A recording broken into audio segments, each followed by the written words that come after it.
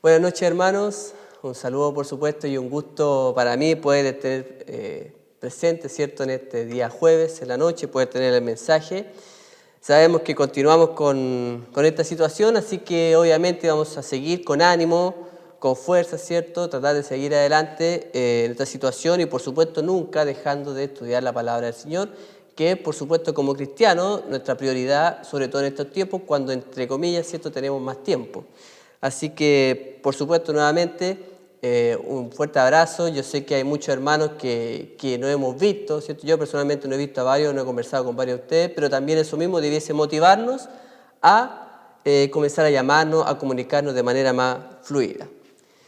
Bien, hermanos, el tema del día de hoy está enfocado con un tema que a mí me motivó bastante en su momento, y fue que cuando yo me trasladé del departamento, no sé si algunos sabían, en noviembre pasado, el año pasado me cambié un departamento, una casa propia, y obviamente como un departamento nuevo había que empezar a instalar todo, las lámparas, las cortinas, todo. Y sucedió que ese departamento estaba hecho, digamos, el edificio estaba hecho de hormigón vibrado. Me dijeron que era un hormigón vibrado, que era un hormigón, cierto tipo de estructura especial, más dura, más rígida. ¿Ya? ¿Y qué pasó? Obviamente me di inmediatamente cuenta de lo que significaba cuando empecé a tener que hacer agujeros en el cielo y en la pared para instalar las cortinas. ¿Qué pasó? Me costó muchísimo, porque yo solamente tenía un taladro y una broca de 6 milímetros, y efectivamente ese hormigón vibrado era pero muy duro, tan duro que de hecho yo traté de instalarlo con mi papá, y estábamos pero mucho tiempo tratando de hacer un solo agujero. ¿Ya? Además de que, no sé, al hacer 2 o 3 agujeros ya había que cambiar la broca y el esfuerzo era mucho, nos demoró demasiado tiempo. Hasta que Dani Villagrán, un antiguo hermano de nuestra iglesia, me fue a ayudar a la instalación de las lámparas, de los plafones, ¿cierto?, que se ponen arriba en el cielo. Y precisamente yo le mencioné este tema. ¿Sabes qué, Dani? Tengo problemas porque es muy duro aquí el cemento, el hormigón. Me dijo, no te preocupes, hermano, yo tengo un roto martillo. Yo conocí los rotos martillos y dije, debe ser más fácil. Bueno, el tema es que llegó y ahí lo primero que quise ver es cómo hacía estos famosos agujeros que a mí y a mi papá nos habían costado tanto hacer con un taladro normal. Y el tema es que el roto martillo, no sé si lo conocen, es básicamente un taladro pero más grande y bastante más potente. Y él llegó, ¿cierto?, sobre todo en el cielo, llegó, lo aplicó, hizo un agujero, pero menos de 1 minuto.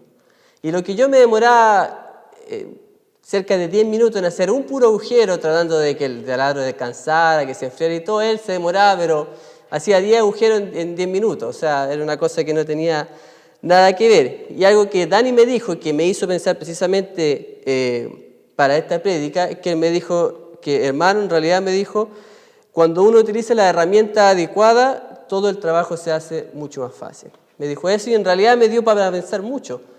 Cómo muchas veces, sin utilizar la herramienta indicada o adecuada para cierto trabajo, la cosa se te va a hacer mucho más difícil. En cambio, cuando utilizas la herramienta adecuada, todo el trabajo se hace bastante y notoriamente más fácil. Por eso este tema del día de hoy se llama Usando bien las herramientas de Dios. Entonces, nuestro primer punto, ¿cierto?, es pensar primeramente por qué las cosas me salen mal. Y vayamos a Santiago. Por favor, les invito a todos que vayan inmediatamente a Santiago, capítulo 4, versículos del 1 al 3. Vamos a dar un tiempo para que busquen Santiago, capítulo 4, versículos del 1 al 3. Tal como les mencioné, yo veía que me costaba mucho y no podía hacer esos famosos agujeros. Bueno, entonces lo primero que hay que pensar es, bueno, ¿por qué las cosas me están saliendo mal en la vida? ¿Por qué me están pasando estas cosas malas? ¿Por qué no puedo salir quizá adelante? Lo primero que tú, cuando está sucediendo eso en tu vida, hermano, lo primero que tienes que hacer es pensar, bueno, ¿por qué? ¿Qué está pasando? Y vamos a leer Santiago, ¿cierto? Como ya espero que lo hayan encontrado, 4, de 1 al 3, dice, ¿de dónde vienen las guerras y los pleitos entre vosotros? ¿No es de vuestras pasiones las cuales combaten en vuestros miembros? Codiciáis y no tenéis, matáis y ardéis de envidia, y no podéis alcanzar. Combatís y lucháis, pero no entendéis lo que deseáis, porque no pedís. Versículo 3. Pedís y no recibís, porque pedís mal para gastar en vuestros deleites. Bien conocido es que el apóstol Santiago tenía un estilo de exhortación bastante directo y confrontacional. Santiago era muy directo y decía las cosas como se diría ahora, ¿cierto?, a la cara, ¿cierto? No tenía reparo en exponer la raíz de los problemas que estaban aquejando a muchos hermanos. Recuerda que esta es una epístola universal, ¿cierto?, a los cristianos de aquella época. No tenía problema en exhortarles y demostrarles, ¿cierto?, cuál era su primer problema. Tenemos claro que los pecados, ¿cierto?, y aquí hay un punto súper importante, hermanos, los pecados nacen de nuestras pasiones, de nuestros deseos, los cuales muchas veces no controlamos. Dice aquí la pregunta, ¿cierto?, ¿de dónde viene la guerra y los pleitos? Y la segunda pregunta, del versículo capítulo 4:1, dice, ¿no es de vuestras pasiones las cuales combaten en vuestros miembros, ¿cierto? Obviamente aquí la culpa la tiene uno mismo, ¿ya? Cuando muchas veces tiene problemas, tiene conflicto con otras personas, tiene que ver con el pecado que está en nosotros y que no podemos controlar muchas veces. De ahí la importancia de reconocer primeramente que muchos conflictos, muchos problemas provienen de ¿dónde? De nuestra naturaleza carnal. Muchos problemas son culpa nuestra, hermano, ¿ya? O son productos de nuestro pecado, productos de muchas veces nuestra rebeldía, etcétera, ¿ya? De nuestras pasiones, como dice aquí. Nuestras pasiones muchas veces nos llevan a hacer caer y hacer que las cosas que estemos trabajando, salgan mal. De esta manera, Santiago les estaba respondiendo una consulta que posiblemente muchos de hermanos tenían. La pregunta muy clásica, entre comillas, para los cristianos sería, ¿por qué no me salen las cosas bien, como yo lo espero? ¿Cierto? Estoy cumpliendo, entre comillas, ¿cierto?, con lo que Dios quiere que haga, y aún así no tengo la respuesta esperada. ¿Por qué? ¿Por qué las cosas me están saliendo mal? Y bueno, la respuesta que Santiago le estaba dando a los hermanos en este caso particular, la respuesta era clara, es porque estaban haciendo todo mal, ¿ya? ¿Por qué estaba yendo tan mal a los hermanos? Porque simplemente ellos estaban haciendo todas las cosas mal, no como deberían haberla hecho, ¿ya? Y aquí es bien interesante lo que dice, porque recuerden, hermanos, que aquí no está hablando a inconversos, no está hablando a personas, ¿cierto?, que no conocían de la palabra del Señor. Aquí está hablando a creyentes, a cristianos. Dice, ¿de dónde viene la guerra, cierto, y pleitos? Habla de guerra y de pleitos. El versículo 2 dice, codiciáis y no tenéis, matáis y ardáis de envidia y no podéis alcanzar. Combatís y lucháis, pero no tenéis lo que deseáis porque no pedís. Fíjese lo que dice que codiciaban, dice que mataban, dice que combatían y luchaban, pero que no lograban aún así aquello por lo que tanto se esforzaban, simplemente porque no acudían a Dios. Y nuevamente, estamos hablando de creyentes que codiciaban, mataban, ¿cierto? Y luchaban, peleaban, ¿cierto? Muchas veces con otros hermanos, con ellos mismos, con su familia, no lo sé, pero el punto es que estaban pecando deliberadamente. Sabemos que la codicia, el asesinato son, ¿cierto?, digamos, parte de los 10 mandamientos básicos que todo creyente tiene que saber que hay que cumplir por el Señor. Y lo importante es que ellos dicen, que quizá lo que dice, después dice, combatís y lucháis, pero no tenéis lo que deseáis, ¿cierto? Quizás una de las cosas que hoy en día en el mundo más se ve es esta famosa lucha, ¿cierto? El combate, la lucha por conseguir mejores cosas, mejores comodidades, mejores condiciones.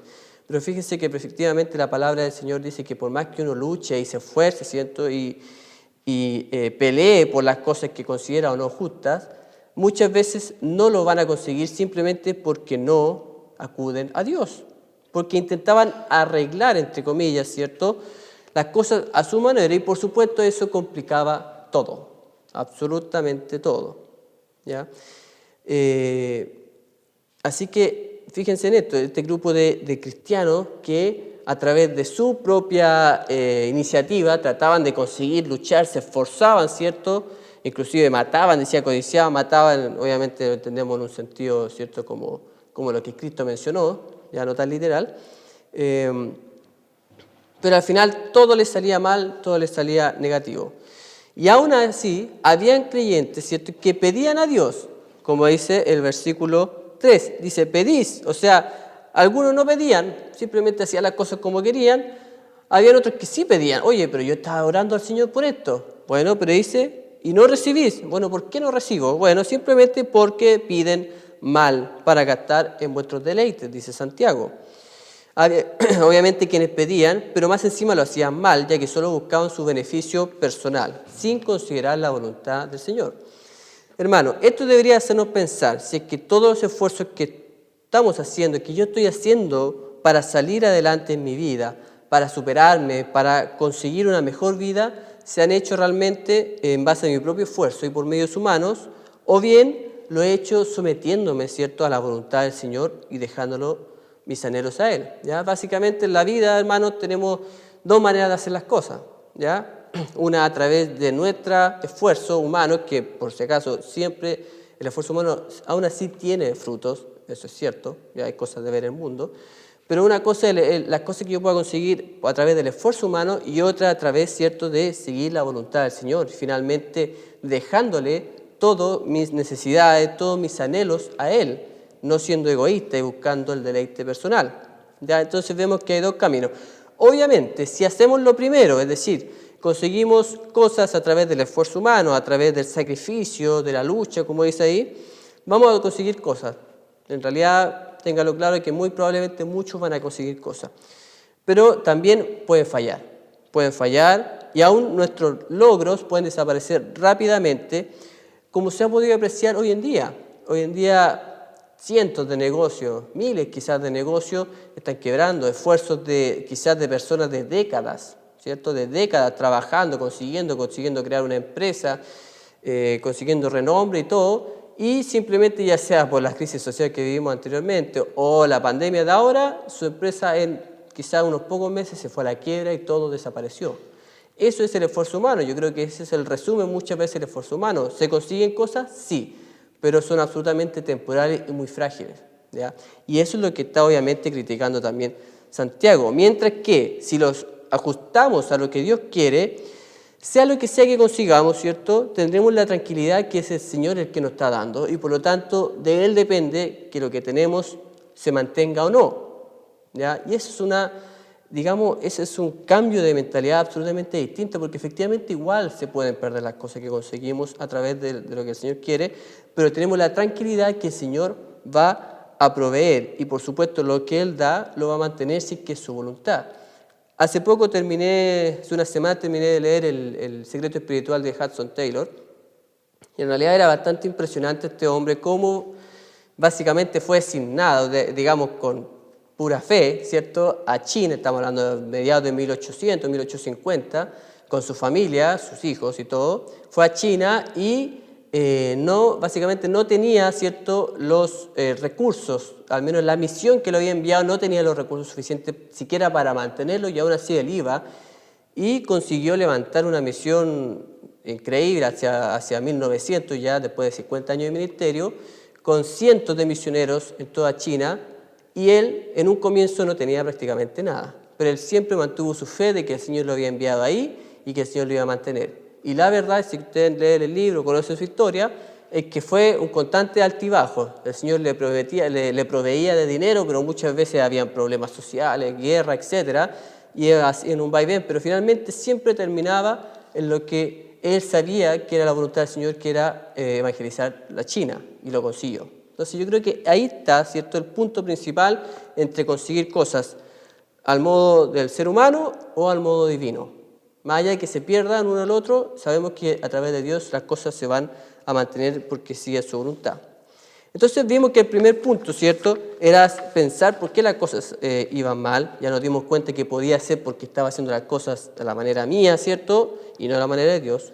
Pero el segundo punto, y aquí vemos, ¿cierto?, lo que estábamos conversando en un principio, es conocer bien entonces las herramientas dadas por Dios. ¿Ya? El segundo punto es conocer bien las herramientas dadas por Dios. Vimos que uno de los grandes errores que estaban cometiendo los hermanos, a los que Santiago increpaba, ¿cierto?, era que pedían a Dios, pero no de la manera correcta. Un grupo, ¿cierto? Esto, por supuesto, se puede solucionar conociendo adecuadamente las herramientas que el Señor nos ha dado en su palabra para combatir el pecado y, por supuesto, superar los obstáculos. Y aquí vamos a buscar otro pasaje, Efesios, capítulo 6. Por favor, hermano, busquemos Efesios, capítulo 6, versículos 10 al 18. Efesios 6, 10 al 18.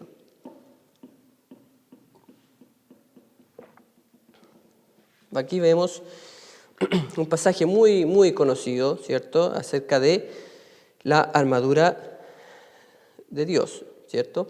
Efesios 6, 10 al 18 dice así: por lo demás, hermanos míos, fortaleceos en el Señor y en el poder de su fuerza, vestidos de toda la armadura de Dios, para que podáis estar firmes contra las acechanzas del diablo.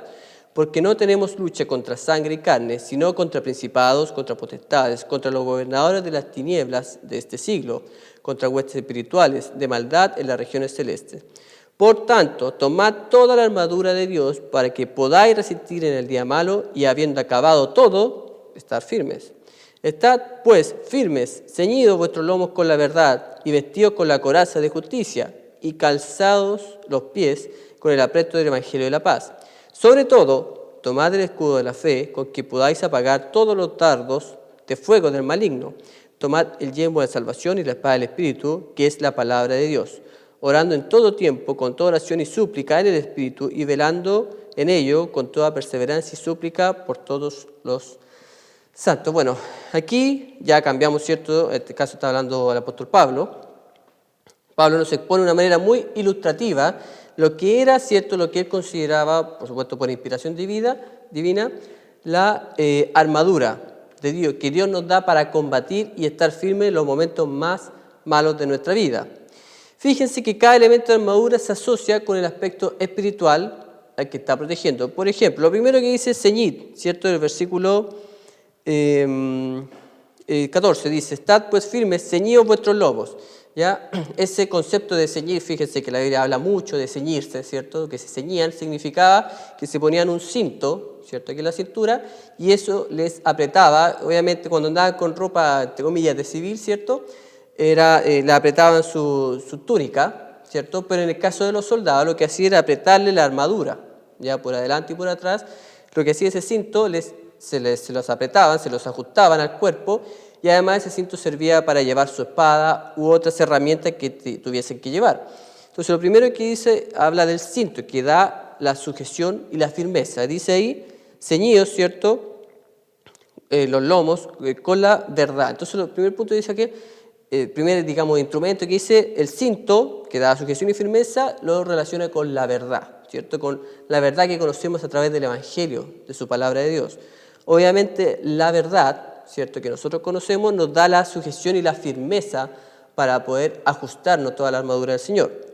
Habla también, ¿cierto?, de la coraza y vestidos con la coraza de justicia. La coraza, ¿cierto?, era lo que se ponía aquí en el pecho, en el pectoral, protegía todo lo que era principalmente el corazón, los órganos vitales, y eso daba la protección del pecho.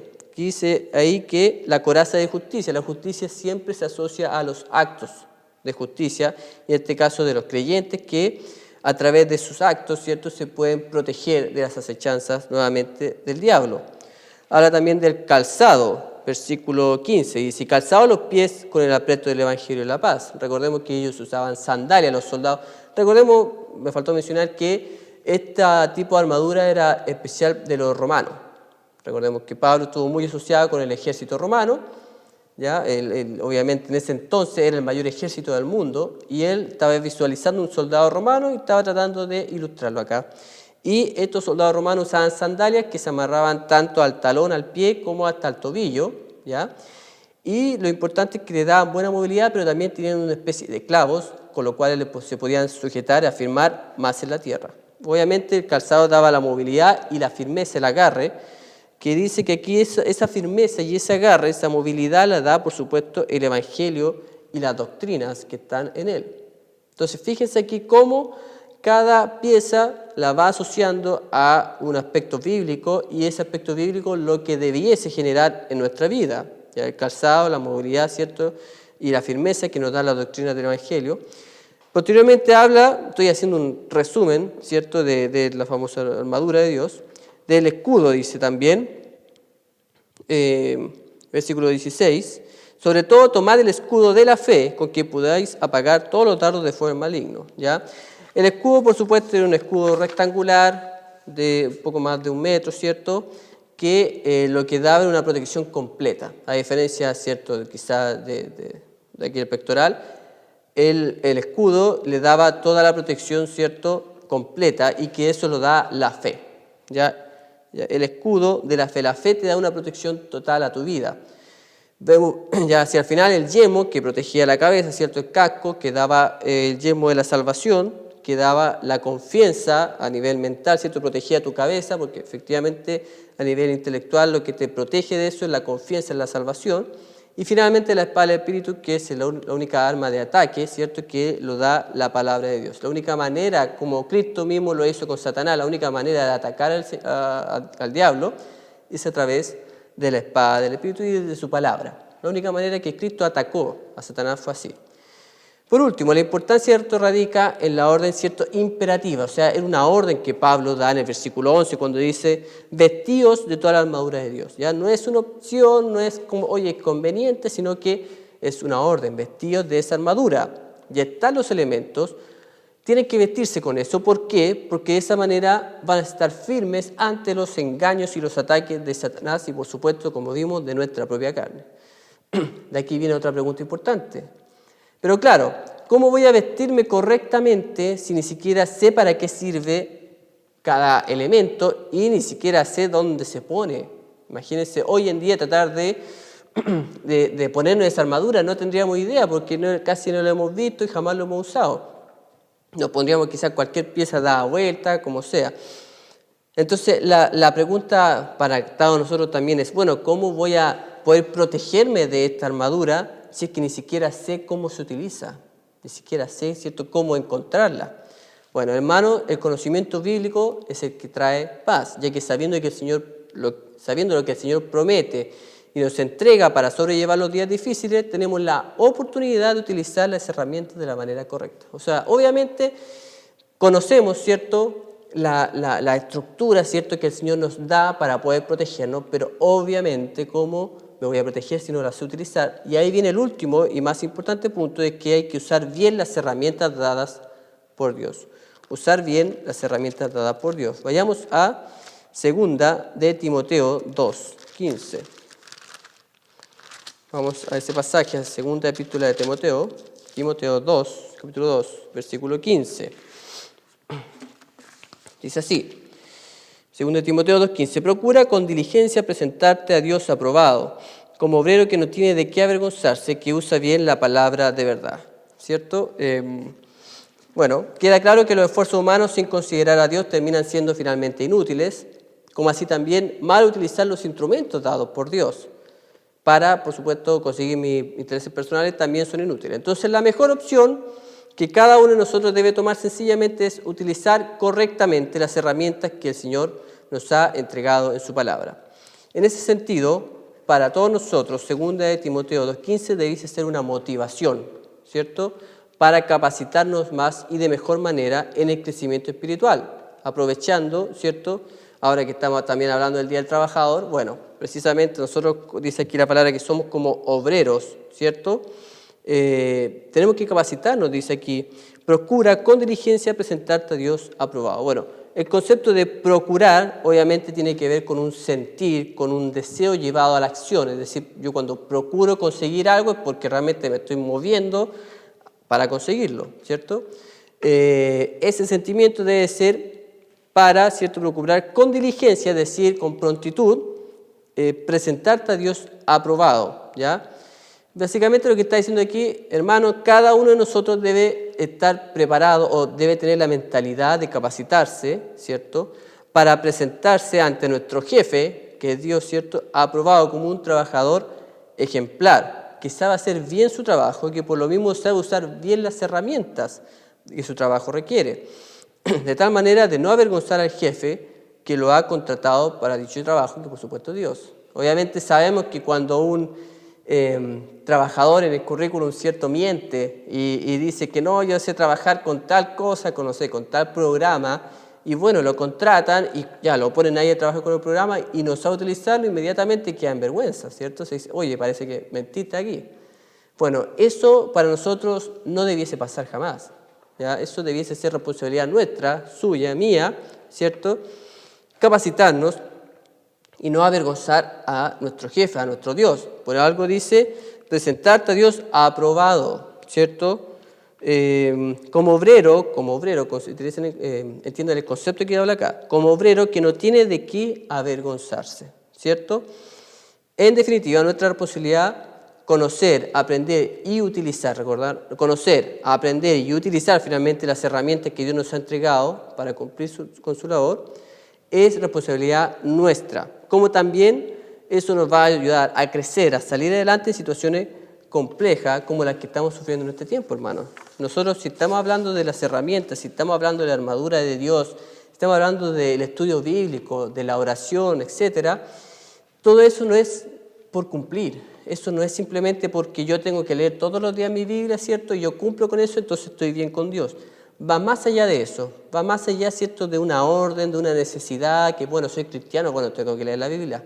No, va más allá de eso, porque lo que hace eso es prepararte, lo que hace eso es ayudarte, lo que hace eso es que en momentos difíciles como ahora, para los hermanos que quizás no tengan trabajo, para los hermanos que están pasando por una enfermedad, como lo hemos visto ahora con la misma coronavirus, ¿cierto?, el COVID, que están pasando por esos momentos difíciles, es ahí cuando realmente se ve el verdadero cristiano de qué está hecho y si sabe realmente utilizar las herramientas que el Señor le ha dado.